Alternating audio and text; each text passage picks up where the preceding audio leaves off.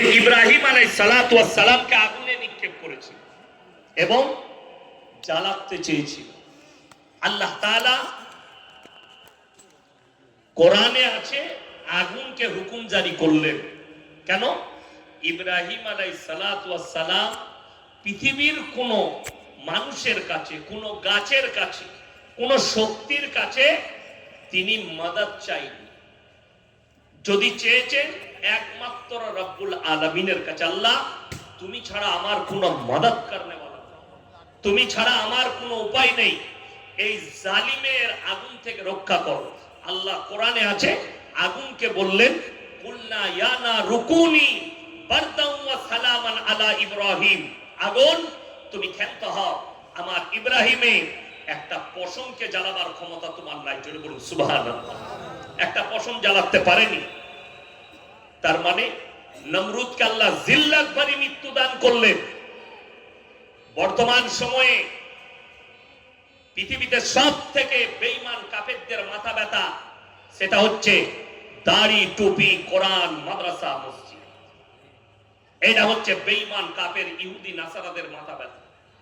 আমি গত কয়েক বছর ধরে যেটা উত্তরপ্রদেশ, দিল্লি, মুম্বাই, হরিয়ানা, বিহার, ঝাড়খণ্ডে দেখেছি, পশ্চিম বাংলারও এর উৎপত্তি শুরু হয়ে গেছে, মব লিঞ্চিং। গত পরশু দিনে না কালকেরই ঘটনা জানি না, একটা শরীফুল ইসলাম না কি নাম একটা তালবিলিম হবে, ট্রেনে, লোকাল ট্রেনে বাড়ি ফিরছি, রানাঘাট শিয়ালদা লোকাল, সেখানে দেখলাম তার সঙ্গে মব লিঞ্চিং এর ঘটনা ঘটেছে। অকাট্য ভাষায় 10-12 জন গালি দিয়েছে ইসলামকে, কোরআনকে, রসুলকে, দাড়িকে, টুপিকে। এরা পাকিস্তানি, এরা বাংলাদেশি, ঘোষপেটিয়া, এদের চলে যাওয়া দরকার, এদিকে তাড়িয়ে দেওয়া দরকার। তো সে দু একটা কথা বলতে গেছে, ভাই গালি কেন দিচ্ছ? তো তাকে মার ধর, দাড়ি ছিঁড়া, টুপি ছিঁড়া, রুমাল ছিঁড়া, সব কাজটাই করেছে তার। এটা পশ্চিম বাংলার মাটিতে ঘটেছে। এখন ভারতবর্ষে কয়েক হাজার মব লিঞ্চিং হয়ে গেছে। যদি সরকার বলে আমার কাছে রাস্তা নেই এই মব লিঞ্চিং রুকার, আমাদের কাছে কিন্তু রাস্তা আছে। যদি প্রশাসন না পারে, মুসলমানের কাছেও রাস্তা আছে, আছে না নাই? আমরা কিন্তু নিষেধ করে রেখেছি, ইসলাম এটা স্বীকৃতি দেয় না। যদি আমরা আমাদের সন্তান দিকে বলি তোমরাও একা একা পাবে, মব লিঞ্চিং করে দাও, কথাটা বুঝতে পেরেছেন না পারেননি? বদলা হয়ে যাবে। কিন্তু কি হবে? দাঙ্গা ফাসাদ বাড়বে। তবে সরকারের উচিত, মমতা সরকারের এই মুহূর্তে এই হারামের আওলাদ থেকে আইনের আয়ত্তায় এনে এদের জবানটা টেনে ছিঁড়া, এদের হাতগুলো পুড়িয়ে দেওয়া উচিত। আমি একটা কথা বলবো, আরে গোবরখোর মুতখোর सुन लो, गुरूब में शिकार कुत्ते नहीं सुअर करता है और अकेला शिकार शेर करता है। अगर हिम्मत है तो एक मर्तबा भीड़ में आकर कह के दिखा, फिर समझेंगे कि तू शेर का औलाद है। अगर ग्रुप में किसी मुसलमान को मार रहे हो तो तुम सुअर का औलाद कहलाओगे, क्योंकि ग्रुप में शिकार सुअर करता है, शेर नहीं। शेर अकेला शिकार करता है। अगर हिम्मत है तो एक मर्तबा हमारे ढेर में आके दिखा बोल के, फिर तुम्हारा तो बोटी वोटी सब कसाई खाना में मिलेगा। तुम आके देखा भीड़ में लगा के, एक बार सुजापुरे ऐसे बोल, एक बार बेल लगा ऐसे बोल, एक बार कालिया चौके चले आए, देखबो कत बड़ हिम्मत। एक बार आमार गोलसी एलाकाय एसे बोल, আমার গ্রামের নাম পুরসা, পুরসা আসতে হবে না, গোলসি বাজারে খালি করে দেখা। বড় কষ্ট লাগে, দুঃখ লাগে। এরা দাড়ির উপরে ঘৃণা করে, এরা টুপির উপরে ঘৃণা করে, অথচ কুম্ভ মেলায় বলে দিয়েছিল বাগেশ্বর ধাম বাবা ধীরেন্দ্র শাস্ত্রী, हमारा अन्ना में क्या तुम्हारा काम है? बाबा तेरे बहन के शादी में मुसलमान ने ही पैसा दिया था, तूने खुद बताया। तो तेरे से बड़ा पखंडी कोई नहीं है। बाबा तो पर्ची निकालता है, तो मैं तो देश के लोगों को कहूंगा कि जिसको नहीं मिल रहा है, किसी का बाप नहीं मिल रहा, किसी का बेटा नहीं मिल रहा, किसी का बीवी नहीं मिल रही है, तो एक काम करो, बाबा के पास जाओ, बाबा पर्ची निकाल के बोल दो हमारा माँ किधर, हमारा बेटी किधर है। ये बाबा बोलेंगे, और ना तो ये पखंडी और झुट्टा बाबा, ये झुट्टा है और ये उसका रहा है हिंदुस्तान में हिंदी मुसलमान के अंदर एकता को तोड़ने का काम कर रहा है, और इंशाअल्लाह हम जोड़ने का काम कर रहे हैं। সেই দিনে প্রয়াগরাজে ভিড়ের ঝোঁক মুসলমান বস্তিতে গেছে, মুসলমানরা নিজেদের ঘর খুলে দিয়েছে, বাথরুম খুলে দিয়েছে, মসজিদ খুলে দিয়েছে, মাদ্রাসা খুলে দিয়েছে, রান্না করে খাবার দিয়েছে। अभी हमारे देश के कुत्ता मीडिया सब सो चुका है, एक को भी नहीं मिल रहा। रूबिका लियाकत कहां घुस गई तू? अंजना अनकशब किधर चली गई? तो क्या हनीमून में चली गई क्या? अगर हनीमून में नहीं गई तो एक मर्तबा आंकड़ा दिखाओ कितना लोग मर गए। और मुसलमान ने खाना खिलाया, अपने घर में पनाह दिया, अपने मस्जिद में पनाह दिया। ये है इस्लाम। और समझ लो हिंदुस्तान के गोबर भक्तों, मूतखोरों, तुम कितने भी कोशिश कर लो, हिंदुस्तान से मुसलमान को भगाना तो दूर, तुम हमारे मस्जिद मदरसा में टच भी नहीं कर सकते। जोरे बोलो इंशाअल्लाह। ये मदरसा किसका है? हम अपने पैसे से मदरसा चलाते हैं। जोरे बोलून नारो पैसा देबो, जोरे बोलून इंशाअल्लाह। ये मदरसा আমাদের পয়সাই চলবে। আপনারা কি মনে করছেন আমি বয়ান শুরু করেছি? করিনি। আমি তো ময়দান তৈরি করছি। আমার বয়ান সবাই নিতে পারে না, বলছিলেন বাবাজি আমি যা ইনজেকশন দিয়ে যাব সকালবেলায় ওষুধ লাগাবেন, আমি তো ছিলে দিয়ে চলে যাব, মহলমটা সকালে লাগিয়ে দেবে। আমি বয়ান এখনো শুরু করিনি, আমি আপনাদেরকে আল্লাহ চিনাচ্ছি। বর্তমান সময়ে যার নাম হচ্ছে সুপার পাওয়ার, তার নাম আমেরিকা, যার কাছে কয়েক লাখ সেনা, কয়েক হাজার ফাইটার জেট, কয়েক হাজার যুদ্ধ বিমান, কয়েক হাজার মিসাইল, কয়েক লাখ মিসাইল, কয়েক লক্ষ সেনা, তার মতো সুপার পাওয়ার যার কাছে ৪,৪২৮টা পরমাণু বোমা আছে, তার মতো সুপার পাওয়ারকে আল্লাহ হাঁটু গাড়িয়ে দিয়েছে কুদরতি বালা দিয়ে। আর আপনি কাকে চাইছেন, কাকে দেখছেন?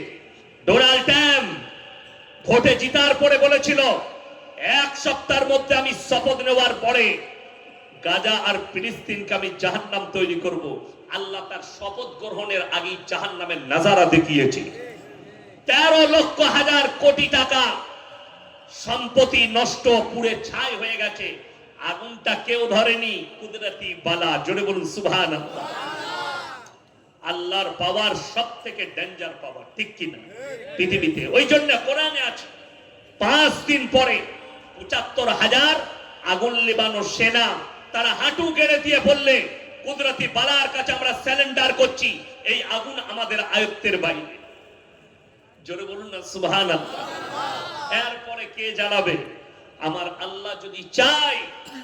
আপনি উত্তর দিনাজপুর, দক্ষিণ দিনাজপুরে বাস করছেন, সমুদ্রের দীঘার প্রথম ঝাপটাটা বালুর ঘাটে মেরে গোটা দিনাজপুরকে সমুদ্রের তলায় ঢুকাতে পারে, তার নাম আল্লাহ।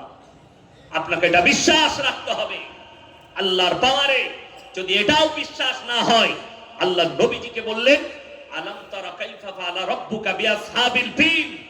হে নবী, আপনি কি দেখেননি যারা হস্তি বাহিনী নিয়ে আব্রাহা বাদশা বললে কাবা ঘরকে গুড়িয়ে দেওয়া হবে, আমি তাদের কাছে মিসাইল ফেলিনি, তাদের কাছে পাথরের ছোকা দেইনি, তাদের কাছে ঝড় দিইনি, তাইরান আবাবিল, একটা ছোট্ট পাখির দ্বারা পৃথিবীর মানুষকে শিক্ষা দিয়েছি, তোমরা খালি আসমান থেকে মুখে করে পাথর নিক্ষেপ করো।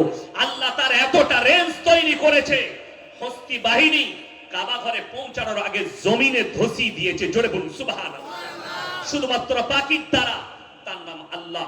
আল্লাহর পাওয়ারের কাছে পৃথিবীর কোনো পাওয়ার নেই।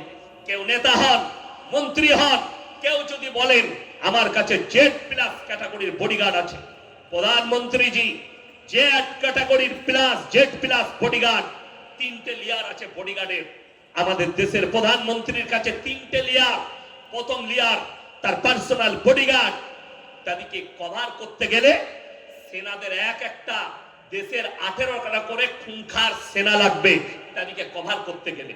দ্বিতীয় নম্বর আছে ভারতের সব থেকে ডেঞ্জার বাহিনী, যাদের যত স্পিডে গুলি চলে তত স্পিডে তাদের হাত পা চলে। তাদের সঙ্গে কভার করতে গেলে এক একটা দেশের 40টার উপরে সেনা লাগবে, তবে একটা সেনাকে মারপিট করে কভার করতে পারবে, তারা এত খুনখার।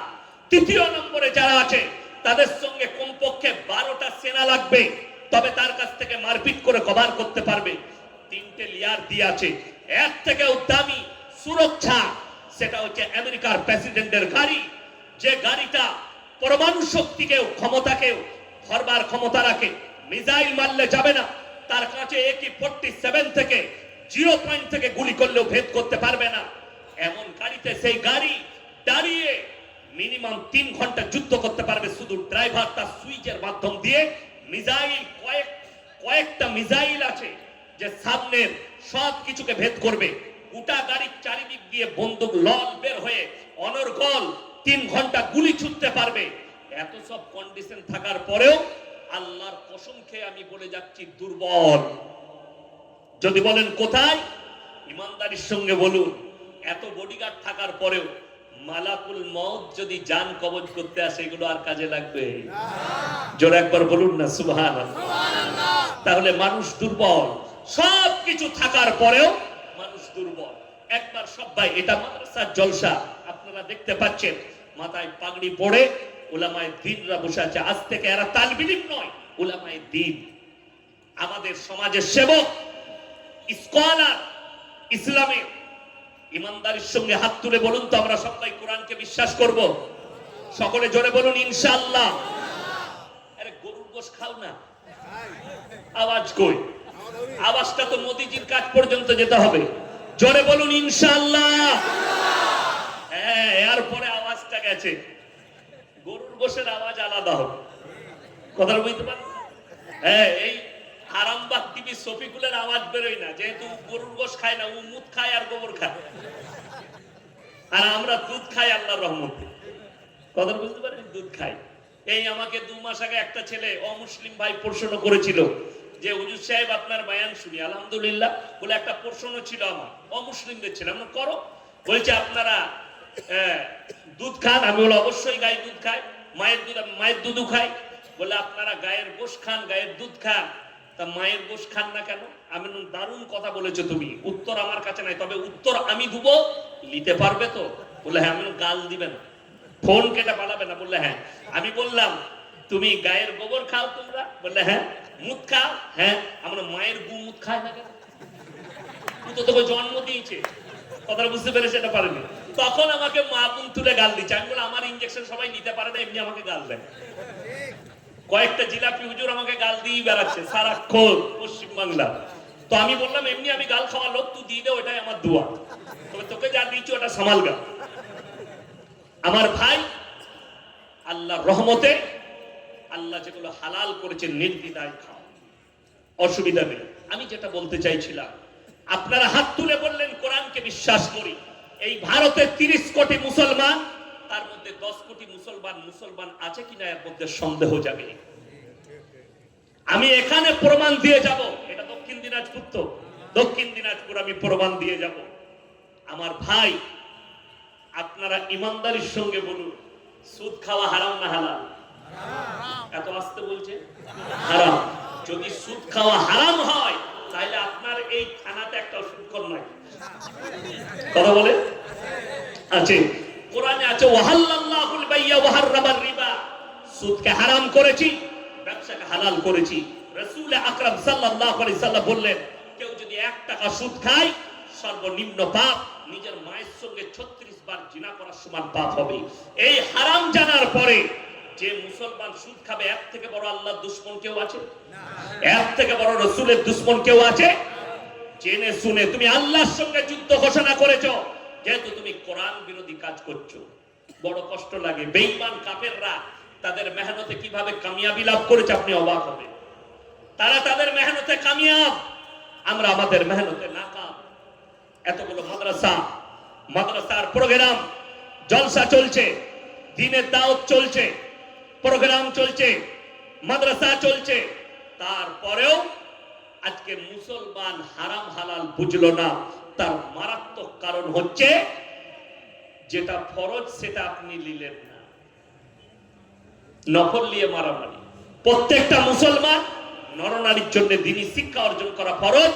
আপনি দিনাজপুরে খুঁজলেন 100 জনের মধ্যে 80 জনের কাছে দ্বীনি শিক্ষা নাই, যার কারণে আজকে বেঈমান কাফেররা কামিয়াবি লাভ করেছে। সুদ খাওয়া হারাম বললে কিন্তু তারা ঠান্ডা মাথায় কত বড় নেমক হারামি করেছে আপনি অনুভব করতে পারবেন না। আপনি কোরআনের বিরুদ্ধে কিভাবে যাচ্ছে। আপনাদের এলাকায় নিশ্চয় গ্রুপ লোন বন্ধন লোন নাই আছে? মাশাআল্লাহ, খুব ভালো, বাড়ি বাড়ি আছে। আমি কি বললাম বলুন তো? তারা মেহনত করেছে ঠান্ডা মাথায়, প্রত্যেকটা বাড়িতে সুদকে ঢুকিয়েছে। খালি পারে নাই তো পারে নাই, মৌলবীদের ঘরে পারে নাই। ইমামের বেতন 3000, আপনার এলাকায় 5000। একটা মৌলবীকে বার করে দেখিয়ে দেন তার বউ কোমরে কাপড় গুঁজে গ্রুপ লোন করতে গেছে, আমাদেরকে লাগে না। কেন? আমরা রাসূল সাল্লাল্লাহু আলাইহি সাল্লামের আখলাকের উপরে টিকে আছি। রাসূলের হাদিস, আল্লাহর রাস্তায় দ্বীনের পথে যারা থাকবে মৃত্যুকাল পর্যন্ত আল্লাহ ইজ্জতের রুজি দান করবেন। জোরে বলুন সুবহানাল্লাহ। আপনি 20,000 রোজগার করেন, আপনার আল্লাহর উপরে ভরসা নেই, রুজির মালিক আল্লাহ এটা বিশ্বাস নেই, যার কারণে আপনাকে সুদের উপরে ভরসা করতে হয়েছে। টোটো চালিয়ে হারামখোর 20,000 ইনকাম করছে মাসে, তারপরও বউকে বলেছে যা গ্রুপ লোন আর বন্ধন লোন নিয়ে। আমরা বললি তবে মেয়েদের একটা লাভ হয়েছে, গ্রুপ লোনে লাভ হয়। 10 জন মিলে গ্রুপ করেছে, তাদের মধ্যে একজন হেড হয়েছে, আর 9টা মেয়ে তাকে ম্যাডাম বলে। আনতে পারে বিরাট ব্যাপার। এমনি ম্যাডাম হতে পারেনি, সুদ খাওয়ার ম্যাডাম হয়েছে, সুদ খাওয়ার ম্যাডাম, স্কুলের ম্যাডাম হতে পারে। নাউজুবিল্লাহ। আমার মায়েরা, বেঈমান কাফেররা মেহনত করেছে, ঢুকিয়ে দিয়েছে। আপনারা বলুন রুজির মালিককে আল্লাহ। যদি এটা বিশ্বাস হতো তাহলে মুসলমান বাজারে, মুসলমান গ্রামের লটারির টিকিট বিক্রি হতো না। লটারির টিকিট হারাম না হালাল? হারাম। আপনাদের বাজারে আমি দেখিয়ে দেব, মুসলমান লটারি কাটছে, মুসলমান লটারি বিক্রি হচ্ছে। ঠিক বললাম না ভুল বললাম? যদি হারাম হতো তাহলে তুমি লটারির উপরে ভরসা করতে। লটারি কেন হারাম? সবাই বলুন ভাগ্যের মালিককে আল্লাহ। ভাগ্যের মালিক যদি আল্লাহ হয়, শুনেলে আপনি ভাগ্যের মালিক কাকে ভাবছেন? আমাদের দেশের মুসলমান কিভাবে ঈমান হারাচ্ছে শুনেলেন। আপনি এখান থেকে ট্রেনে চাপুন গঙ্গারামপুর থেকে, কলকাতায় শিয়ালদায় নামেন, নাইলে হাওড়ায় নামেন, পেয়ে যাবেন, মালদা স্টেশনে পাবেন। বাইরে হারামখোর চট বিছিয়ে বসে আছে, ছেঁড়া চট বিছিয়ে, ফালনামা খুলে বসে আছে। যারা 1 লাখ বেতন পায়, 50,000 বেতন পায়, তারা গিয়ে হাত দেখাচ্ছে আমার ভাগ্যটা কেমন যাচ্ছে দেখেন। যে দেখছে সে ছিঁড়া চটে বসে, সে লোকের ভবিষ্যৎ বলছে। ভবিষ্যৎ কে জানে? আল্লাহ। আর ভবিষ্যৎ যে দিচ্ছে সে হারামখোর নিজে জানে না কবে মরবে। কতটা বুঝতে পারেন? হ্যাঁ, আমি মোবাইলে একটা ক্লিপ দেখছিলাম, তো একজন আমাদের ক্রীড়া মন্ত্রী ছিলেন ভারতের কংগ্রেসের আমলে, তার নাম হচ্ছে সুনীল দত্ত, তার ছেলে সঞ্জয় দত্ত। একটা ক্লিপ আমি গাড়িতে আস্তে আস্তে দেখছিলাম, তো কোন হয়তো ফিল্মের ক্লিপ হবে, কিন্তু ক্লিপটার মধ্যে জ্ঞান আছে। সেটা বুঝিয়েছে বাবারা কত বড় পাখান্ডি হয়, ওইটাতে বুঝা গেছে। একজনে বলছে, বললে इसके साथ अगर इनका निकाह होगा तो ये मर जाएंगे। तो वो जिज्ञेस करते बाबा तुमको कैसे मालूम हुआ? बोले मैं भविष्यवाणी करता हूं। बोले अभी 2 मिनट में तुम्हारा साथ क्या होगा ये मालूम है? बोले क्या होगा? बोले अपना भविष्य बताओ बाबा जरा। बोले हाँ मेरे को अपना भविष्य मालूम है। बोले अभी 2 मिनट में। तो और एक बंधु छिलो, ताके बोलले एक काम कर, घोड़ा निकाल दे। बोले क्या करो? बोले उसका कानपट्टी पे लगा दबा, उसको अगर उसका कॉन्फ्रेंस है बाबा को तो वो नहीं मरेंगे, वो तो भविष्य बता रहे। तो वो अगर उनको भविष्य मालूम है तो वो नहीं मरेंगे बाबा। तो बाबा तখন বুঝতে পেরে গেছে আমার সময় শেষ হয়েছে, সারা গুলি দাবি। তখন বাবা বলছে কি হয়েছে, খারাপ কি হয়েছে, কত কত মাল বেহুশ হয়ে গেছে। কেন? ও জানে মৃত্যু আমার কাছে। তার মানে বাবা পাখন্ডী হ্যাঁ, ভবিষ্যৎ মালুম নেই, ভবিষ্যৎ একমাত্র আল্লাহ রাব্বুল আলামিন জানেন। কে কখন কোথায় মরবে, কতটা রুজি পাবে, কতটা বৃষ্টি হবে, কবে কিয়ামত হবে, কবে পৃথিবী ধ্বংস হবে, এটা আল্লাহ ছাড়া কেউ জানে না। হাতটা দেখিয়েছে, ওরে বাবরে তোমার ভাগ্য একটু খারাপ যাচ্ছে, তোমার বিবির সঙ্গে একটু ঝামেলা চলছে। সেদিন সালা বইয়ের সাথে রোজই ঝগড়া হয়, মিলে গিয়েছে মালটার, ভাগ্য একটু খারাপ, টাকা পয়সা জমছে না। দারুণ বাবা পেয়েছি, কি করতে হবে? যে দিচ্ছে সে 50,000 বেতন পায়, যে দিচ্ছে সে ছিড়া চটে বসে আছে।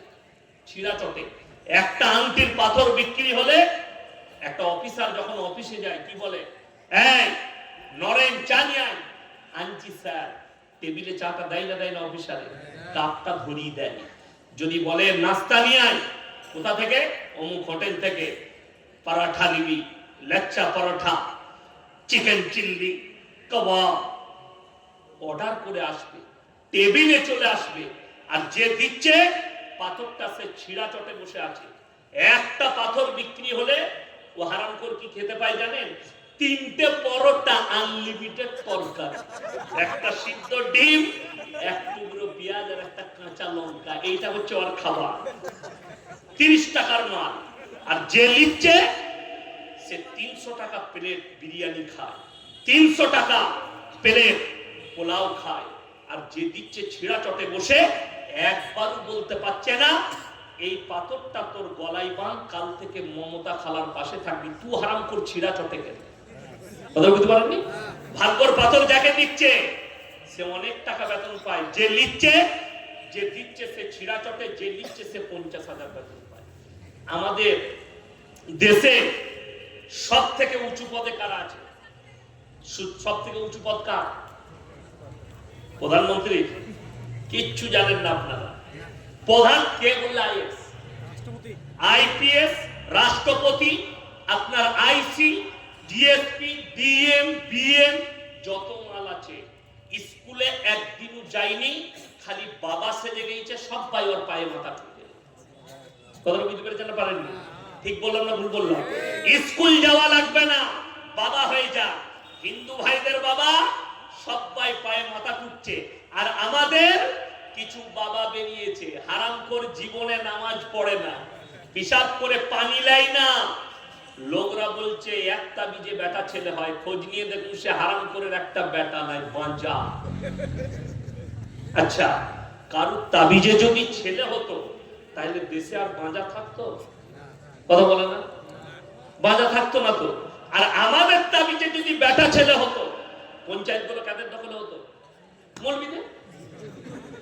4টা বিয়ে করা যায় যাচ্ছে না? না, 4টা বিয়ে করতাম, বছরে একটা করে ছেলে, 4 10 কত? 10 বছরে 40টা বেটা, লাঠির জোর আমার পঞ্চায়েত। কিন্তু কে কাকে বুঝাবে? যা যে তাবিজ দিচ্ছে। আচ্ছা, আমার দুটো বিটি কি করে হলো তাহলে? আমাদের তাবিজে বেটা ছেলে হতো, আমরা বেটাই ভর্তি করে দিতাম, বছরে একটা করে বেটা। দুঃখের বিষয়, শিক্ষিতরা এদের কাছে ফেলুয়া, এমএসসি, বিএসসি, বিকম চাকরি করছে। প্রত্যেকদিন আপনাকে দেখিয়ে দেবো, আপনার দক্ষিণ দিনাজপুরে, গঙ্গারামপুরে পাবেন, বুনিয়াদপুরে পাবেন, রোজ 10,000 টাকা ইনকাম করে। 3 10 কত? 3 লাখ, মাসে 3 লাখ। আর তার ইমামের বেতন হচ্ছে 5,000। 2 দিন দোকান ভালো চলে নাই, ব্যবসা, ইমাম সাহেবকে এসে বলছে, হুজুর একটা তাবিজ দেন তো বরকতে। তাবিজটা কার দরকার? হুজুরের নেওয়া। আচ্ছা, পৃথিবীতে এরকম ভালো লোক, বোকা লোক আছে লোককে বড় লোক করে নিজে গরিব থাকবে? কথা বলে না? আমি তো এরকম বোকা লোক দেখি নাই যে লোককে বড় লোক করবে আর নিজে গরিব থাকবে। সবাই চাই যে আমি একটু পয়সা করি, ঠিক কিনা? মৌলবি বলেন, আমি বলেন, আপনি বলি, একটু সহলত হলে ভালো হয়, একটু পয়সা হলে।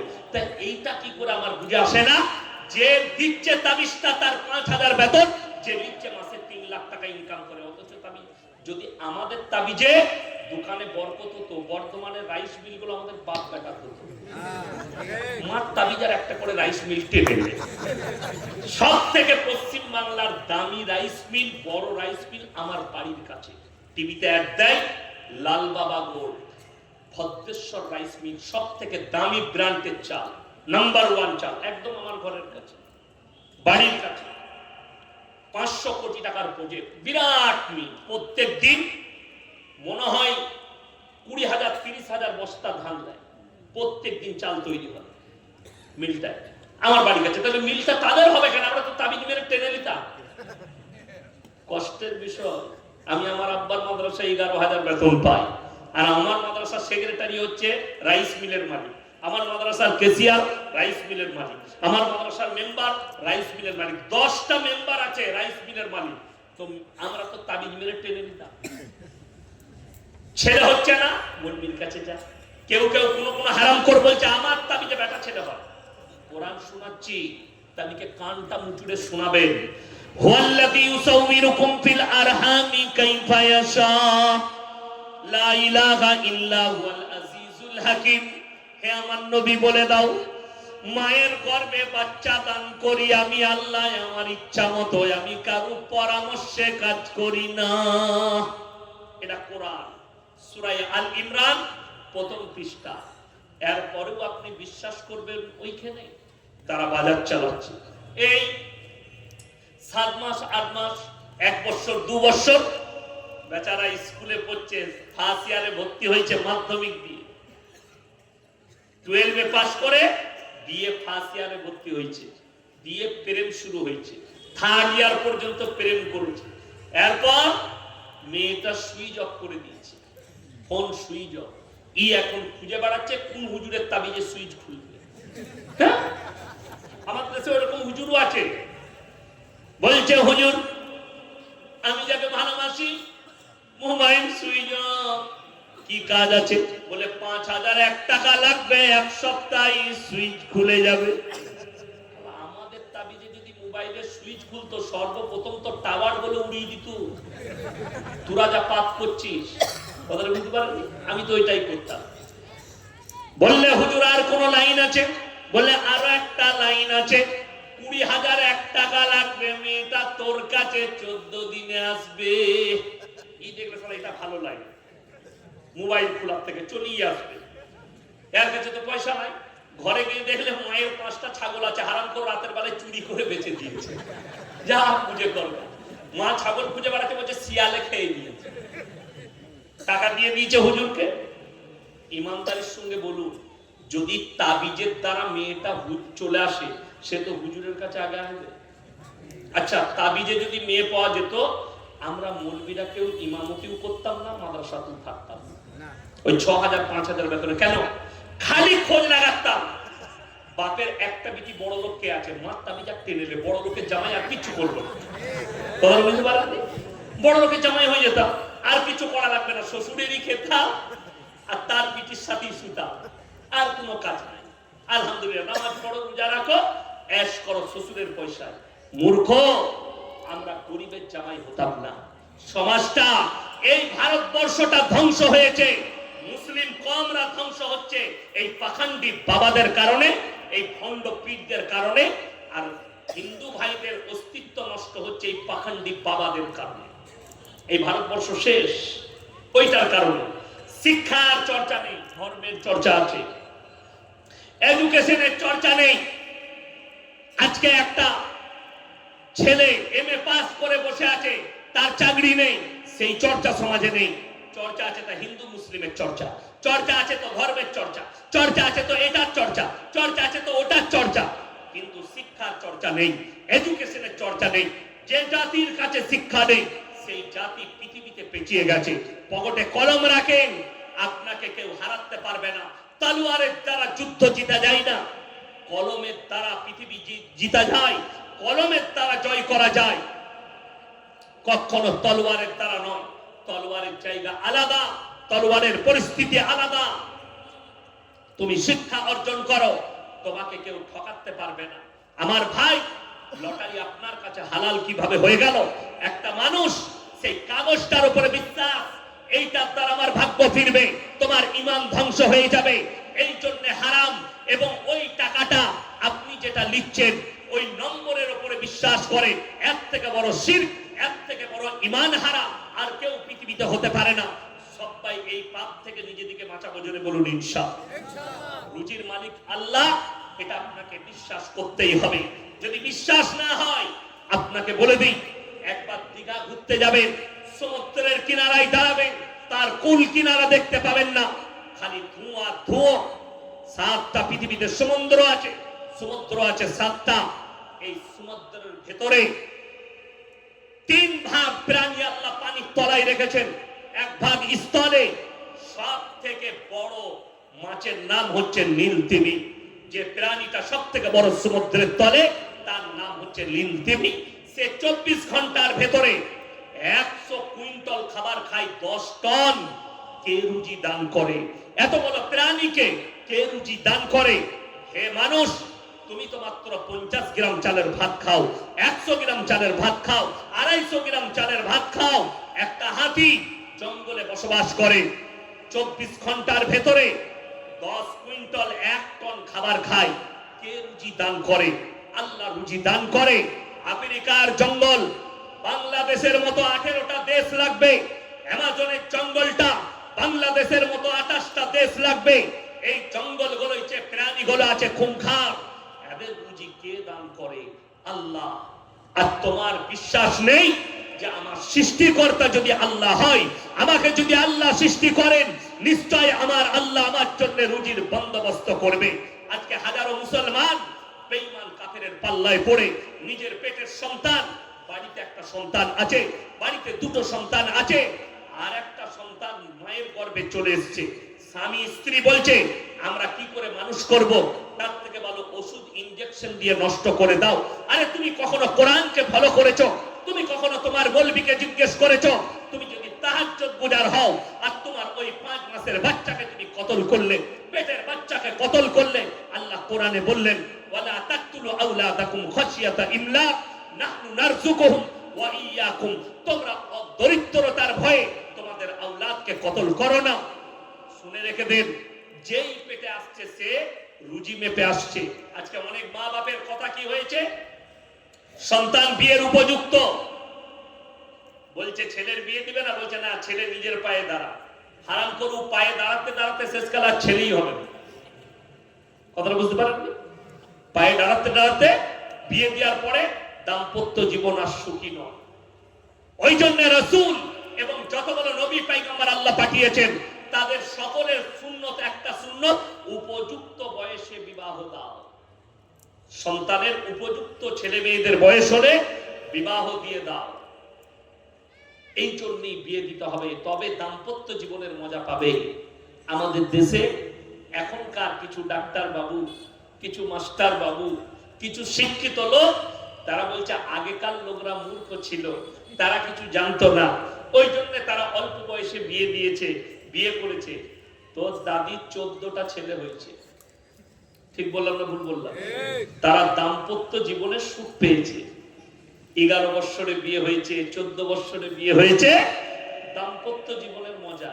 আর এখন 38 বছর বয়সে চাকরি পেয়েছে ছেলে, 39 বছর বয়সে বিয়ে দিয়েছে, 41 বছরে বেটা হয়েছে একটা, বিয়ে গঙ্গারামপুরে দেখা। ভাই বিয়ে হলো? হ্যাঁ আলহামদুলিল্লাহ বিয়ে করে নিয়েছি। কটা ছেলে পেলে? একটাই ছেলে, ডাক্তার করবো, নাহলে প্রফেসর করবো। কত বয়স হলো? 5 বছর। 41 আর 5 কত? 46। আমরা আর একটা নিবে না? বলে না না নেবো না। নিবি নাকি? তো তার হবে না, গোডাউন খালি, বিয়ের মজাই পেলি। আর আমরা মৌলবীরা, এই দেখুন আমাদের দেশে দিল্লিতে দাঁড়িয়ে সেদিন একজন মাকে দেখলাম, ভদ্র মহিলা, অমুসলিম যে, সে বলছে ये मौलवी लोग जो है बच्चा पैदा करने वाला मशीन है। हम मशीन है, हम क्या करें? এই দেখুন একটা কথা বলি, আমি চ্যালেঞ্জ দিয়ে বলে গেলাম, গোটা দিনাজপুর নয়, 2 দিনাজপুরে মানুষকে আমি শিক্ষিত দিকে চ্যালেঞ্জ দিচ্ছি।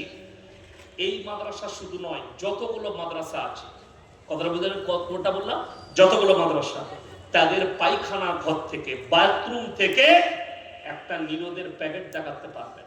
সেক্সের ট্যাবলেটের একটা পাতা দেখাতে পারবেন, মদের বোতল দেখাতে পারবেন। ঠিক বললাম না ভুল বললাম?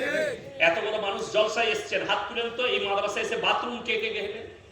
অনেকজন গেছেন, আমি দুবার গেছি। হাত তুলেন, গেছেন তো? আচ্ছা একজন বলুন তো, এই যতগুলো জিনিসের নাম করলাম দেখা পেলেন? পাননি। আমি বলে যাচ্ছি, আমি বলিনি। আমাদের পশ্চিম বাংলার মিডিয়া, নিউজ 18 বাংলা, এবিপি আনন্দ, রিপাবলিক টিভি, তারা সম্প্রচার করেছে। এখনো ইউটিউব আর ফেসবুকে ভাসছে তাদের বয়ানটা। আজ থেকে 8 মাস আগে যাদবপুর বিশ্ববিদ্যালয়ের হোস্টেলে একটা ছেলে আত্মহত্যা করেছিল। পুলিশ যাঞ্চ করেছে, মিডিয়া পৌঁছেছে। এই মিডিয়ারা খবর দেখিয়েছে ফটো সহ। যাদবপুরের হোস্টেল থেকে, হোস্টেলের বাথরুম থেকে সেক্সের ট্যাবলেটের পাতা পাওয়া গেছে, নিরোদের প্যাকেট পাওয়া গেছে, মদের বোতল পাওয়া গেছে। সেই ছেলেরা ভবিষ্যতে ছেলে হবে যারা জিনা করছে স্কুল কলেজে। তো আমাদের তালবিলরা, আমরা যখন পড়াশোনা করেছি, আমাদেরকে খালি শিক্ষা দেওয়া হয়েছে, জিনার শিক্ষা দেওয়া হয়নি, মাদ্রাসায় জিনা হয়। আমরা তো মাদ্রাসা, তোদের মতো তো যৌবনটা জিনা করে নষ্ট করিনি, এমনি তো আমাদের ছেলে হবে। তব থেকে দুঃখ কি জানেন? ইয়াসিনের 4টা বেটা হলে বলছে ये बच्चा पैदा करने वाला मशीन है, किंतु कविगुरु रविंद्रनाथ ठाकुर का 14टा भाई बहन, उसके माँ बाप को क्या कहोगे? मोदी जी 6 भाई बहन है, तो उनको माँ बाप को क्या कहोगे? जोगी जी 7 भाई है, इनको क्या कहोगे? जोगी जी का माँ बाप का 7 भाई बहन है। तेगोड़िया जो है वो 10 है। लालू प्रसाद यादव बिहार के, वो भी 12-14 है। उनके माँ बाप को क्या कहोगे? साला सिर्फ यासीन का ही गलती है। বড় দুঃখের বিষয়, ভুল খালি ইয়াসিনের। ইয়াসিন কেন পয়দা করবে? আর ওরা করলে ওটা অসুবিধা না, ওটা দেশের উন্নতি। আর আমরা করলে ভুল। যেমন এখনকার, আপনি প্র্যাকটিস করেন তো ডাক্তার বাবু, আল্লাহ ইনার হায়াতে বরকত দেখ। দেখুন এখন আপনি যে কোনো নার্সিং হোমে যান, বড় ডাক্তার কলকাতায় যান, আপনার পেটের বাচ্চা থাকলে ভারতবর্ষে 100টা প্রেগনেন্ট মেয়ের মধ্যে 98টা পেট ফেরে বাচ্চা হচ্ছে। ঠিক বললাম না ভুল বললাম? ডাক্তাররা কি বলছে? আরে আগেকার মানুষ জানতো না বাচ্চা প্রসব হতে গিয়ে মারা যেত, হায়াতের মালিক কে? তাহলে তো হারাম করে কি করে বললি যে মরে যেত? মৃত্যু তো আল্লাহর হাতে, কোনো অসুবিধা নেই। আচ্ছা আপনারা বলুন, বলছে এটা মডেলিং এর যুগ, আধুনিক যুগ। এখন সিজার করে বাচ্চা হবে, বাচ্চা সুস্থ থাকবে, মা সুস্থ থাকবে, ব্রেলিয়ান হবে। তো এটা যদি আধুনিক হয়, ছাগল গরু কুকুর এরা কোন যুগে আছে? ওরাও তো আধুনিক যুগে আছে। তাহলে শুনেছেন কুকুরের 6টা বাচ্চা হয়, শুনেছেন সিজার করতে হয়েছে? ছাগলের 3টে বাচ্চা হচ্ছে, সিজার করতে শুনেছেন? শুয়োরের 14টা ছানা হয়, সিজার করতে হয় না। বিড়ালের 6টা বাচ্চা হচ্ছে, সিজার করতে হয় না। আর আপনার বিবির একটা বাচ্চা হবে, বলছে পেট ফাটতে হবে। এটা হচ্ছে বেঈমান কাফেরদের বহুত বড় সাজিশ, অনেক বড় সাজিশ। এটা আপনারা বুঝবেন না, একমাত্র উলামায়ে দ্বীনরা বুঝতে পারবে। এদের ইজ্জতের হানি করো, এদের নারীদের ইজ্জত নিয়ে খেলা করো। নাম্বার 1, এদিকে বাইরে বার করে নিয়ে এসো বেপর্দা করে। তারা জানো নিজের শরীরকে খুলে রাস্তায় চলে আসে, এমন একটা লোক দেখাও, সেই লোকটার নাম হচ্ছে গ্রুপ লোন আর বন্ধন লোন। বলে দাও তোমার বন্ধন লোনের অফিসার দিকে বলো, গ্রুপ লোনের অফিসার দিকে বলো, বাপের বেটা হলে আমার নামে কেস করতে বলো। আদানি আর আম্বানি এদিকে কোটি কোটি হাজার কোটি টাকা লোন দিয়েছে, মওকুফ করেছে। দেশ থেকে টাকা নিয়ে বিজয় মালিয়া পালিয়েছে। দেশ থেকে আপনার কতজন কোটি কোটি হাজার কোটি টাকা নিয়ে পালিয়েছে। বিজয় মালিয়া 9,000 কোটি টাকা নিয়ে দেশ ছেড়ে পালিয়ে লন্ডনে বসে, আমেরিকায় বসে আরাম আয়েশ করছে। আর তুমি 10,000 টাকা লোন নিয়েছো, রোজ তোমার ঘরে চা খেয়ে যাচ্ছে একজন হারামখোর অফিসার, সুদের পয়সাটা দাও। ঠিক বললাম না ভুল বললাম? এমনকি এই লোনের কারণে বহুজন আত্মহত্যা করে দিয়েছে, শোধ করতে পারে। অবাক হবে, আপনার টাকা নিয়ে, আপনার সুদের পয়সা নিয়ে হারামখোররা আদানি আর আম্বানিকে টাকা দিচ্ছে, আর তুমি বুঝতেই পারো না। তুমি বলছো মনি সাহেব খাবো কি করে? রুজির মালিক সকলে বলুন কে? আল্লাহ। আল্লাহ রাসূলের হাদিস, যারা 5 ওয়াক্তের নামাজি হবে আল্লাহ মৃত্যুকাল পর্যন্ত তাদের রুজিতে কোনোদিন কমি দিবেন না। জোরে বলুন সুবহানাল্লাহ। রুজি মানে কি? রোজ ছাগলের মাংস আর মুরগির মাংস খাওয়া? রুজি মানে হচ্ছে আল্লাহর কাছে দোয়া করবেন আল্লাহ ইজ্জতের রুজি, হালাল রুজি, তাতে সেটা ডাল ভাত হোক, শাক ভাত হোক, যে কোনো হলেই আলহামদুলিল্লাহ। যেন রুজিটা হালাল হয়, আমি যেন দস্তারখানে পাই, আমি যেন ইজ্জতের রুজি পাই, আমাকে যেন অন্য কোথাও খেতে হয় না। কলকাতায় চলে যান, কোটি কোটি টাকার মালিক রাত 2টোর সময় মদ খেয়ে বাড়ি ঢুকে আন্ডার প্যান্ট পরে সুপাই শুয়ে থাকে, আর তার বউ শুয়ে আছে কুকুরের সাথে। আর আপনি দক্ষিণ দিনাজপুরে এই এলাকার বাসিন্দা, মাঠে চাষ করেন, সবজি বিক্রি করেন, লোকের বাড়িতে কাজ করেন, এসার নামাজটা মসজিদে পড়েছেন, বিবির সঙ্গে এক প্লেটে এক দস্তারখানে খানা খেয়েছেন, ফজর পর্যন্ত বিবির গলায় হাত রেখে ঘুমিয়েছেন। আল্লাহর কসম করে বলছে ওই লোকটার থেকে 1000 গুণ সুখী আপনি বেশি। আপনারা কি মনে করেন ভারতের সব থেকে বড় লোক মুকেশ আম্বানি, সে সোনার মুরগি খায় না সোনার ছাগল খায়? আরে আপনি যে দেশি মুরগিটা পাচ্ছেন ওই মালটা ওরা পাই না, আমরা জানা নাই। আপনি যে দেশি ডিমটা খাচ্ছেন ওই দেশি মুরগির ডিম পাই না, ওরা পাটনার লাল মুরগির ডিমটা কি দেশি বলে, ঠিক বললাম না ভুল বললাম? ওই দেশিটাও পাই না।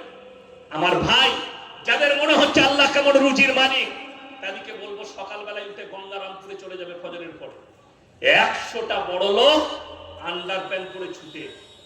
আমি একবার ওই বালুরঘাটের কাছে ইসমাইলপুরে জলসা করেছিলাম, প্রায় রাত 3টে 3:30 বেজে গেছে, কুয়াশা, একটু আরাম করলাম, যে ফজরের পরে বেরিয়েছি। রাস্তায় চলতে চলতে দেখছি তখন ফজরের পরে গঙ্গারামপুর পার করছি, সকালবেলায় দেখছি অনেকগুলো লোক রোডের সাইডে। কি হলো?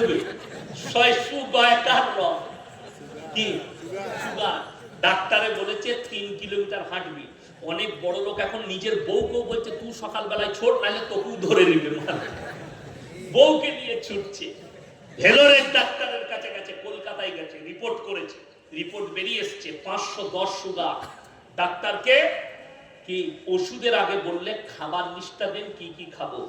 সকালবেলায় উঠে 1 কাপ বিনা চিনির লাল চা, যাদের সুগার আছে তারা দোকানে গিয়ে কি বলে, দাদা 1 কাপ বিনা চিনি চা দেখি, বলে না বলে না। তাকে জিজ্ঞেস করো দাদা চাটা কেমন লাগছে বিনা চিনি, বলবে দারুণ লাগছে। আর আমি বলছি ছাগলে মুখ দিবে না, ওটা ফেরে পড়ে ভালো লাগছে, সুগার হয়েছে বলে, আল্লাহ দিয়া নিয়ামত, রোগ হতেই পারে। কিন্তু আমি বুঝাবার জন্য বলছি, কোটি টাকার মালিক হলেও বিনা চিনি চা খেতে হবে। কোটি টাকা আছে, চিনি দিয়ে চা খেতে পাবে না। বললে স্যার একটা দেশি মুরগির ডিম সিদ্ধ, বললে ছুতে পাবি না। কি খাবি? 1 মুঠো সাদা চিড়ে ভাজা খাবি। তারপরে কি খাবো? বললে বেলা 11টায় ভাত খাবি, 1 কাপ চালের মাপা ভাত মেপে নিবি, কাপে করে 1 কাপ, চালটার যে ভাতটা হবে ওইটুকু ভাত। আর কি খাবো? গরুর মাংস বললে ছোঁয়া যাবে না, মুরগি বললে ধারে পাশে যাবি না, খাসি বললে স্বপনে ভাববি না। কি খাবো স্যার?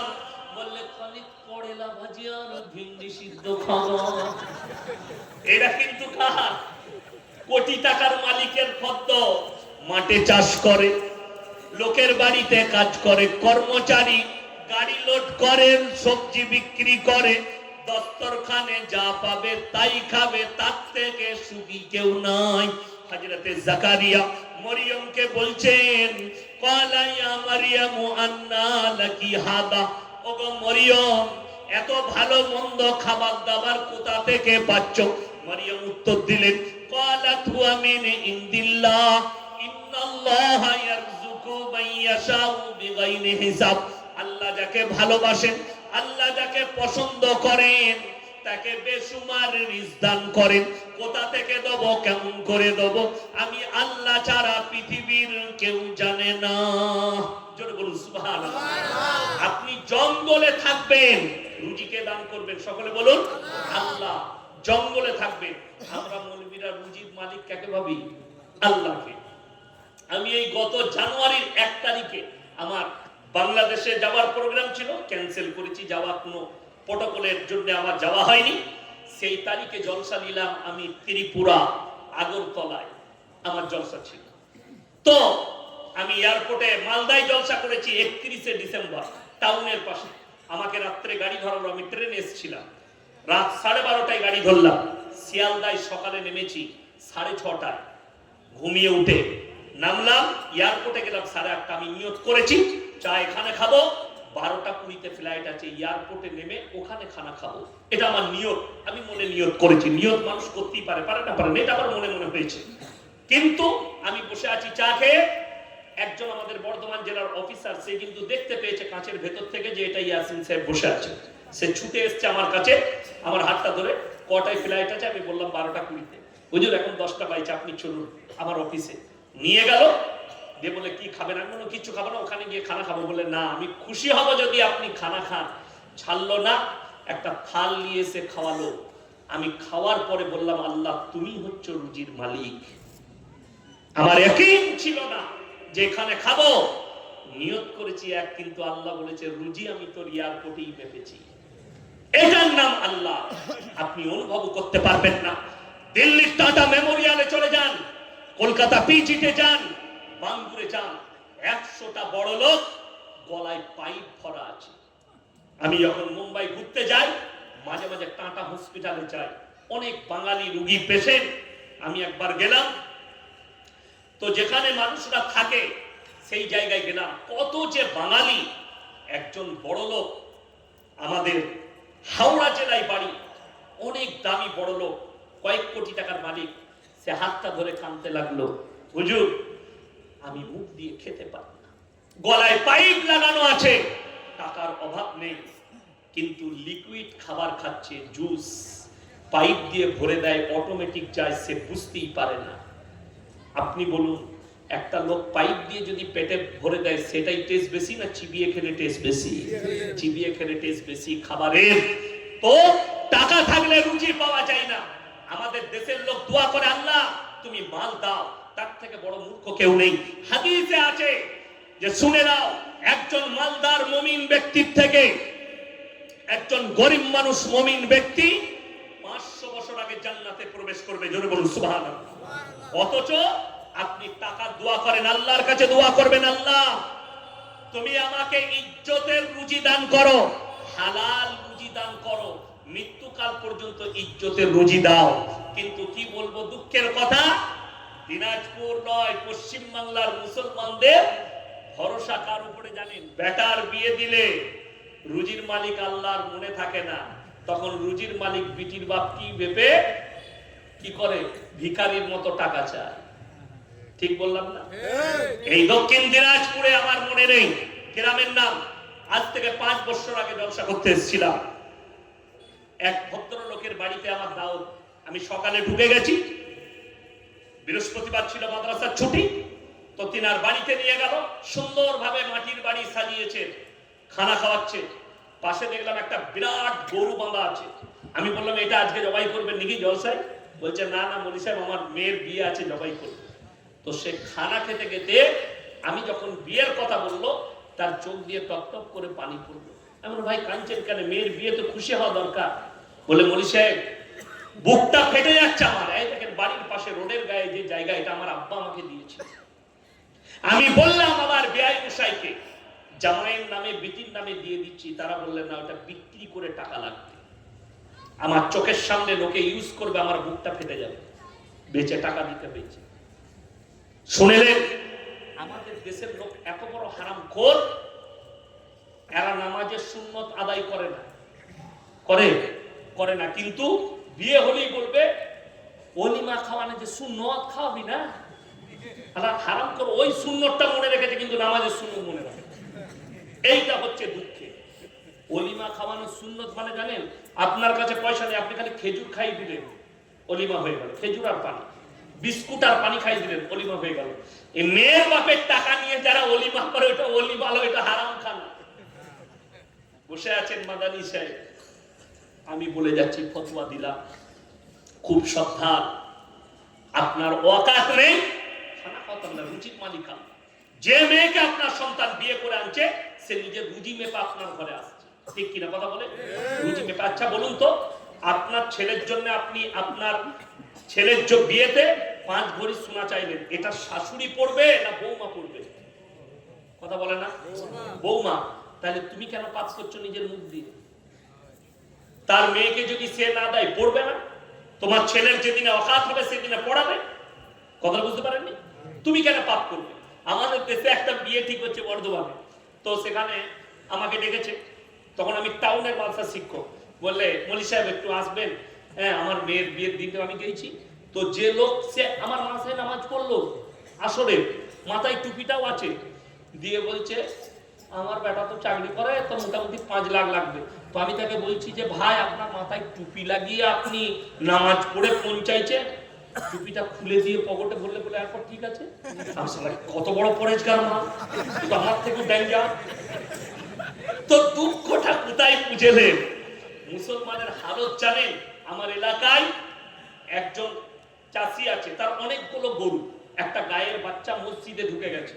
তো মুয়াজ্জিন সাহেব যিনি আছেন তিনি গরুটাকে বার করে দিয়ে তার মালিককে বলছে তোমার বুদ্ধি নেই, গরুটা বাঁধতে পারো না, মসজিদে ঢুকে গেছে। সে এত বড় ভালো শিক্ষিত লোক, সে বলছে যে তুই হচ্ছিস মূর্খ। বলে কেন? গরুটা ঢুকেছে আমি তোমাকে বলতে পাবো না? বলছে না না, ওইটা অবলা জন্তু বলে ঢুকেছে, আমাকে কোনোদিন দেখেছিস আমি মসজিদে ঢুকেছি? সে কোনদিন আর কি নামাজ পড়তে ঢুকে নাই, কিন্তু জান্নাতে যাবে কি করে? বলে হুজুর দোয়া করলেই জান্নাত। ওই রকম মানুষ আমাদের দেশে আছে, দোয়া করে দেয় জান্নাত চলে যাবে। আমার ভাই আপনাদেরকে অনুরোধ করে বলে যাচ্ছি, হারামের ওপরে ভরসা কেউ করবো না, জোরে বলুন ইনশাআল্লাহ। কেন? আচ্ছা এই দুনিয়াটা কি চিরস্থায়ী? কোরআনে আছে ওমাল হায়াতুদ দুনিয়া ইল্লা মাতাউল গুরুর, দুনিয়া কিছুক্ষণের জন্য, ধোঁকা তোমাদের জন্য, সম্পূর্ণ ধোঁকা। তাহলে এই দুনিয়ার প্রতি মহব্বত কি করে করছেন আপনি? দুনিয়ার উপরে মহব্বত কি করে রাখবেন? সকলে বলুন এই দুনিয়ার প্রতি মহব্বত নয়, পরকালের প্রতি মহব্বত আনবো। সকলে জোরে বলুন ইনশাআল্লাহ। পরকালের প্রতি দেখুন ভেবে। আচ্ছা আপনারা বলুন তো, মদ খাওয়া হারাম না হালাল? হারাম। আমি আপনাকে দিনাজপুরে দেখি, দক্ষিণ দিনাজপুরে মুসলমান মদ খাচ্ছে, মদ বিক্রি করছে। ঠিক বললাম না ভুল বললাম? মদ বিক্রি করছে, অথচ আপনি অবাক হবেন একজন অমুসলিম ভাই আপনার ধর্মকে বেশি রেসপেক্ট করে। আপনি যদি গাজলে গিয়ে 34 নম্বর জাতীয় সড়ক ধরেন আর বহরমপুরের দিকে যদি যান, যখনই আপনি মোরগ্রাম পার করবেন হাইওয়ে, তারপরেই পড়বে পলসন্ডা মোড়। তার ডান দিকে আছে পাপ্পুদা ধাবা হোটেল। দুটো পাঞ্জাবিদের দু ভাই হোটেল চালাচ্ছে, মাথায় পাগড়ি, মুখে দাড়ি। এদেরই আর একটা আত্মীয়দের হোটেল আছে হাইওয়ের উপরে, সব থেকে দামি হোটেল শেরে পাঞ্জাব কোলাঘাট, দীঘা যেতে গেলে পড়ে, তার চা বিখ্যাত। তো এদের হোটেলে 3টে বোর্ড লাগানো আছে, 3টেই মুসলমানদের ঈমান বাঁচানো। নাম্বার 1 মদ পান করা নিষেধ, নাম্বার 2 মদ বিক্রি নিষেধ, নাম্বার 3 নো স্মোকিং, ধূমপান নিষেধ। 3টাই আপনার ঈমান বাঁচানো। অথচ তার হোটেল থেকে 10 কিলোমিটারের মাথায় মুসলিমদের হোটেল দেখাবো, হারামখোর মদ পান করছে, মদ বিক্রি করছে। এইটা হচ্ছে দুঃখ, বেদনা। এই লোকটা জানে হারাম, তারপরও পান করছে। এর থেকে বড় আল্লাহর দুশমন কেউ আছে? এই লোক আল্লাহর সঙ্গে যুদ্ধ ঘোষণা করলো, অথচ এরা মনে করে আমরা মরে যাওয়ার পরে আমাদের মিলাদ হবে, আমাদের লেগে দোয়া হবে, আমাদের লেগে দান করবে, আর আমরা জান্নাতের উত্তর অধিকারী করব, হয়ে যাব। শুনে রেখে দেন, আল্লাহর হাবিব সাল্লাল্লাহু আলাইহি সাল্লাম নিজের চাচাকে কলমা পড়াতে পারেননি, চাচার জন্য দোয়া করেছেন, আল্লাহ তুমি আমাকে যতদিন না নিষেধ করবে আমি আমার চাচার জন্য দোয়া করব। আল্লাহ তাআলা নিষেধ করলেন, মা কানা লিন নবী ওয়াল্লাযীনা আমানু আইয়াস্তাগফিরু লিল মুশরিকিন ওয়ালাউ কানু উলি কুরবা। হে আমার নবী এবং মুমিনরা শোনো, যারা মুশরিক হয়ে বেঈমান কাফের হয়ে মারা গেছে তাদের দিকে দোয়া করতে পাবে না, যদিও তারা তোমাদের নিকটতম আত্মীয় হয়। ইমানদারির সঙ্গে বলুন, 5 ওয়াক্তের নামাজ পড়া ফরজ না ফরজ নয়? কথা বলেন, ফরজ। আমি বলে যাচ্ছি এই গোটা দিনাজপুরে 100টার মধ্যে 80টা বেনামাজি। ঠিক বললাম না ভুল বললাম? অথচ আল্লাহ রাসূল সাল্লাল্লাহু আলাইহি সাল্লাম বললেন, যার নামাজ নেই তার মধ্যে ইসলাম নেই, যার নামাজ নেই তার মধ্যে ইসলাম নেই। আমাদের দেশের কিছু পণ্ডিত আছে, শিয়াল পণ্ডিত, দোকানে বসে থাকে, চায়ের দোকানে আড্ডা বেশি দেয়। তারা কি বলে জানে? নামাজ না পড়তে পারি কিন্তু আমার মতো ভালো লোক পাবি না। এরকম মাল আছে না? নামাজ পূজা করে না কিন্তু বলে আমার মতো ভালো লোক। তারা কেমন ভালো লোক বলে দিন, অনুরোধ করে বলছি, তারা কান খাড়া করে শুনেলেন। এটা আমাদের মৌলবীদের কথা নয়, কোন মুহাদ্দিসের কথা নয়, কোন মাদানির কথা নয়, কোন মৌলবীর কথা নয়, কোন শেখের কথা নয়। এই কথা, এই ভাষা হচ্ছে আল্লাহ কিয়ামতের দিনে একদিকে জাহান্নামীরা প্রবেশ করবে, একদিকে জান্নাতীরা যাবে। জান্নাতীরা দাঁড় করাবে জাহান্নামী দিওকে, কি বলে? ফি জান্নাতি ইয়াতাসাআলুনা আনিল মুজরিমিনা মা সালাকাকুম ফি সাকার। তোমরা কেন জাহান্নামে যাচ্ছ? তোমরা বলতে আমরা ভদ্রলোক, তোমরা বলতে ভালো লোক, আজকে কেন তোমরা জাহান্নামে যাচ্ছ? তারা বলবে শোনো, ক্বালু লাম নাকু মিনাল মুসাল্লিন। এটা তাদের নাম্বার 1 উত্তর। তারা বলবে ক্বালু লাম নাকু মিনাল মুসাল্লিন, আমরা নামাজি মুসল্লিদের মধ্যে ছিলাম না, আমরা নামাজি ছিলাম না, আমরা মুসল্লি ছিলাম না, তাই আল্লাহ আমাদেরকে জাহান্নামে পাঠিয়েছে। কত বড় মারাত্মক ভাষা জানে। আর আপনি মনে করছেন আমি নিজে থেকে নামাজ, আজ শুনেলেন একটা ব্যক্তি যদি ইচ্ছাকৃতভাবে নামাজ কাজা করে বড় গুনাহ, জিন্দেগি ভর। আজকে আমাদের সমাজের অবস্থা কি জানেন? ছেলে বাচ্চা যদি একদিন টিউশন কামাই করে, মা মারে না মারে? পয়সা দিয়ে টিউশন রেখেছি আর তুমি যাবে না মানে? ছেলে যদি স্কুল কামাই করে, স্কুলে পয়সা লাগে, তুমি স্কুল কামাই করবে? ছেলের উপরে বেত্রাঘাত করে, ছেলে টিউশন না গেলে মা ভাত দেয় না। কিন্তু তোমার ছেলে হিসেব রেখেছো বালিগ হওয়ার পর থেকে 18টা বছর বয়স হয়ে গেল, জীবনে কোনোদিন বাবা মা বলেনি নামাজ কেন পড়লি না। তার হিসেব কিসে একা দেবে? তোমার মতো মা বাপকেও কিয়ামতের দিনে পাকড়াও করা হবে। তুমি তাদেরকে অর্ডার দাওনি, ছেলে একদিন টিউশন কামাই করলে মেনে নাও, কিন্তু ছেলে যদি এক ওয়াক্তের নামাজ কাজা করে তাকে ছেড়ো না, তাকে ভাত দিও না, তাকে বেত্রাঘাত করো। 7 বছর বয়স হলে তার ডানাটা ধরে নিয়ে গিয়ে জুম্মার দিনে মসজিদে দাঁড় করিয়ে দাও। সুন্নত নামাজগুলো বাড়িতে পড়বেন। এতে কি হবে জানেন? আপনার পরিবারের মধ্যে আসর পড়বে নামাজের, বিবিকে নামাজের দাওয়াত দেন। আজকে আমাদের সমাজের অবস্থা, সেদিন আমি দেখলাম প্রথমবার আমার আব্বাজি খুব রেগে গেলেন জানাজার নামাজে আমাদের গ্রামে। আমি প্রথমবার দেখলাম এত জোরে চিল্লাতে না জানাজার ময়দানে। কেন? যখনই জোহরের পরে জানাজার নামাজ হবে, বেরিয়ে দেখছি 3 কাতার লোক দাঁড়িয়ে আছে, সে মালগটো কেউ ফরজ নামাজ পড়ে না, উজু করে। হযরতরা খালি জানাজা পড়বে। তো আমার আব্বাজি খুব রেগে গেলেন যে মসজিদের পাশে জানাজার ময়দান, উজু করে দাঁড়িয়ে তোমরা জানাজার নামাজ পড়ার অপেক্ষা করতে, অথচ কেউ যদি জানাজার নামাজ ছেড়ে দেয় কোনো রকমের গুনাহ নেই। কিন্তু ইচ্ছাকৃতভাবে কেউ যদি উজু করে দাঁড়িয়ে থেকে মসজিদের পাশে ফরজ নামাজ ইচ্ছাকৃতভাবে ছাড়ে, বড় গুনাহ, মাথায় রাখবেন। অথচ আপনারা এগুলো গুরুত্ব দেন না। আজকে এখনই আমি শুয়েছিলাম, উত্তর দিনাজপুর থেকে কোনো ভণ্ড ফোন করেছে। কেন? বলেছে আপনি বলেছেন শবে বরাতের এলান করা যাবে না, বেদাত। আমি হ্যাঁ বলেছি। আমি কালকে সকালে 10টার পরে ফোন করবি, তারপরে তোর বীজ মারবো আমি। এখন আমি স্টেজে যাচ্ছি। কত আশ্চর্য লাগে। এদিকে জিজ্ঞেস করুন, ফরজ নামাজ নিয়ে মারামারি নাই। মারামারি কি নিয়ে? নকল নিয়ে। আমাদের দেশে হালুয়া রুটি দিয়ে মারামারি, শবে বরাত নিয়ে মারামারি, বোম ফাটানো নিয়ে মারামারি, নামাজ বলে ওটা দরকার না। এটাই তো হচ্ছে কষ্টে।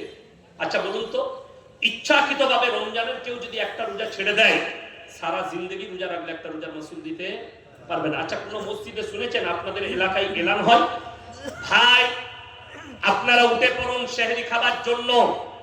মাথায় রাখবেন মা বোন, কেউ ইচ্ছাকৃতভাবে একটা রোজা ছাড়লে কঠিন বড় গুনাহ হবে। কেউ ইচ্ছা করে রোজা ছাড়বেন না, উঠে পড়ুন সেহরি খান। এরকম এলান কোনোদিন হয়েছে? ওটা পশ্চিম বাংলার মসজিদে হয় না, কিন্তু আমাদের দেশে পাবেন আসসালামু আলাইকুম, কালকে শবে বরাত, আজকে ভোরে ভাত খাবে। খালা আমাকে একজন ফোন করে বলছে, হুজুর শবে বরাতের নামাজের কি নিয়ত কর? তুই নিয়ত কর কালকে মরবো। নিয়ত কোথায় খুঁজে পাবো? আমি বলে আমি জানি না। বলে কাকে জিজ্ঞেস করো? আপনি গুটকা করা জিলাপি হুজুরকে জিজ্ঞেস করো। আপনি কলকাতায় চলে যান শবে বরাতের দিনে, শুনে কলকাতা, মিটিয়াবুরুজ, খিদিরপুর, গার্ডেন রিচ, 24 পরগনা, হাওড়া, হুগলি, আমাদের বর্ধমানের টাউনের কিছু অংশ, হারামখোররা একদিন নামাজ পড়ে না, কিন্তু শবে বরাতে সারা রাত গুটকা খেয়ে খালি বাইক নিয়ে ছুটে বেড়াচ্ছে। আর কলকাতা পুলিশকে সরকার বলে দেয় আজকে রাতে ওরা হুজুররা ইবাদত করবে, তোরা কিছু বলিস না, ওরা যা করবে করবে। আর এরা আমরা বাইক নিয়ে গুটকা খাচ্ছেন, একবার করে কবরস্থানে যাচ্ছে গুটকা খেয়ে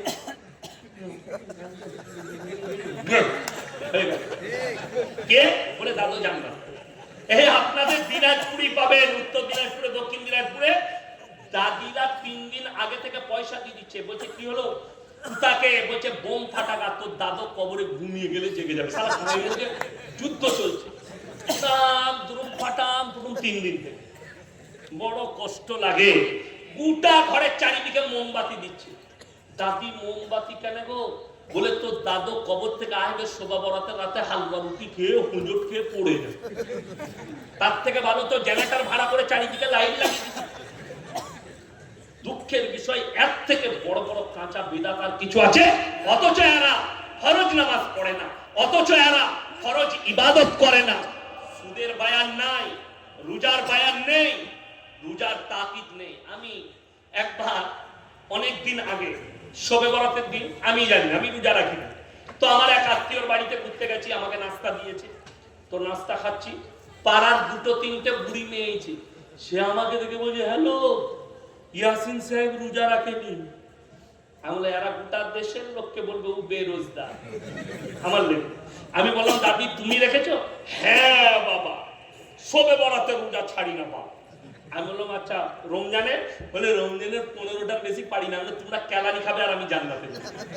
আমি তো রমজানে ছাড়ি না, আর তোমরা শবে বরাত ছাড়ো না, রমজান ছেড়ে দাও। এর থেকে বড় দুঃখ কিচ্ছু নেই। হায় আমার মুসলমান ভাই, সবাই হাত তুলে বলুন 5 ওয়াক্তের নামাজি হবে, জোরে বলুন ইনশাআল্লাহ। নামাজ কেউ ছাড়বেন না, নামাজ কম্পালসারি আপনার জন্য। হে আমার যুবক, হে আমার যুবতী, নামাজ অবশ্যই পড়বেন। কিয়ামতের ময়দানে আল্লাহর কাছে কি হাজিরি দিবেন, আল্লাহর কাছে কি জবাব দেবেন? যারা মনে করছেন নামাজ কেমন ইবাদত, আল্লাহ কোরআনে বলেছেন ইন্নাস সালাতা তানহা আনিল ফাহশাই ওয়াল মুনকার, নিশ্চয়ই নামাজ এমন ইবাদত, মানুষ যখন নামাজ পড়তে লাগে তাদেরকে অশ্লীল কাজ থেকে সরিয়ে ভালো কাজের দিকে নামাজ নিয়ে যায়। জোরে বলুন সুবহানাল্লাহ। আমাদের দেশের অনেক নেমো খারাপ আছে, সে বলছে আমি নামাজ কেন পড়তে যাব? মসজিদ থেকে জুতো চুরি হয়, জুম্মার দিনে মসজিদের দরজা থেকে জুতো চুরি হয় না হয় না? জুতো চুরি হয়। কিন্তু বাস্তব কথা বলে যাচ্ছি, সবাই শুনেলেন। যাদের মনে আছে যে মুসল্লিরা জুতো চুরি করে, তারা কান খুলে শুনেলেন, নামাজি কখনো চোর নয়। চোর নামাজি সেজে আসে,